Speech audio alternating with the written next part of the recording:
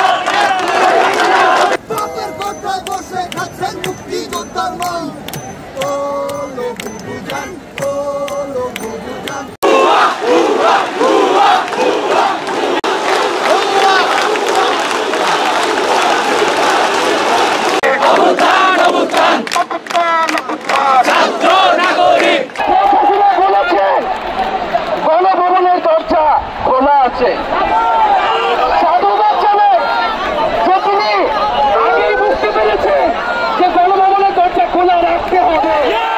শুধু শেখ হাসিনাকে পদত্যাগ করলেই হবে না, এই যে খুন লুটপাট দুর্নীতি এই দেশে হয়েছে তার বিচার হতে হবে। আমরা পদত্যাগ দিয়ে তাকে কোনো এক্সিট রুট দিতে চাই না, তাকে পদত্যাগ করতে হবে, বিচারের আওতায় আনতে হবে।